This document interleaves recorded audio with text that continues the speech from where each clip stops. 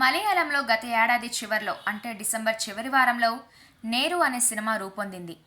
ప్రభాస్ నటించిన సలార్కి పోటీగా రిలీజ్ అయిన ఈ సినిమా అక్కడ సైలెంట్గా 100 కోట్ల వసూలను సాధించి సంచలనం సృష్టించింది.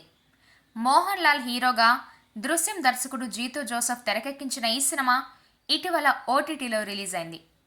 తెలుగు వెర్షన్ కూడా అందుబాటులో ఉండటం, పైగా డిజిటల్ రిలీజ్ తర్వాత ఈ సినిమాకి ఇంకా మంచి టాక్ రావడంతో అంతా ఎగబడి చూస్తున్నారు. మహ్మద్ అలియాస్ జగదీష్ దంపతుల ఏకైక సంతానం సారా అలియాస్ అనస్వర రాజన్. పెద్ద కుటుంబంలో జన్మించినప్పటికీ ఓ వ్యాధి వల్ల ఈమె చూపు కోల్పోతుంది. అందువల్ల ఈమె తల్లిదండ్రులు ఇంకా జాగ్రత్తగా పెంచుతారు. సారా అంధురాలైనప్పటికీ మనిషి స్పర్శ ద్వారా వారి స్వభావం, వ్యక్తిత్వం ఎలాంటివి అనేది పసిగట్టగలదు.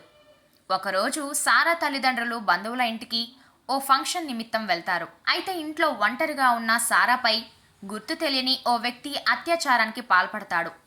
దీంతో న్యాయ పోరాటానికి కోర్టుకెక్కుతుంది సారా. అయితే సారాపై అత్యాచారం చేసిన ఆ వ్యక్తి ఎవరో పోలీసులు కనిపెట్టలేరు. ఆ టైంలో సారా స్పర్శ ద్వారా ఆ వ్యక్తి రూపం ఎలా ఉంటుంది అనేది బొమ్మ గీయిస్తుంది.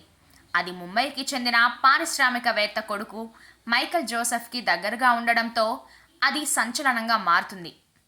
ఈ క్రమంలో మైకల్ తండ్రి ఓ పెద్ద లాయర్ను నియమిస్తాడు. అయితే సారా తండ్రి విజయ్ మోహన్ అలియాస్ మోహన్ లాల్ను సంప్రదిస్తాడు. సారా పట్టుదలను చూసి అతను ఈ కేసుని వాదించడానికి ఒప్పుకుంటాడు. ఆ తర్వాత విజయ్ మోహన్ ఆ కేసుని ఎలా డీల్ చేశాడు, సారాకి న్యాయం జరిగిందా లేదా అనేది మిగిలిన కథ. సస్పెన్స్ థ్రిల్లర్ సినిమాలు ఇష్టపడేవారికి నేరు బెస్ట్ చాయిస్. మొదట్లో స్లో అనిపించినా ఆ తర్వాత వచ్చే ట్విస్టులు, సర్ప్రైజ్లు ఆకట్టుకుంటాయి.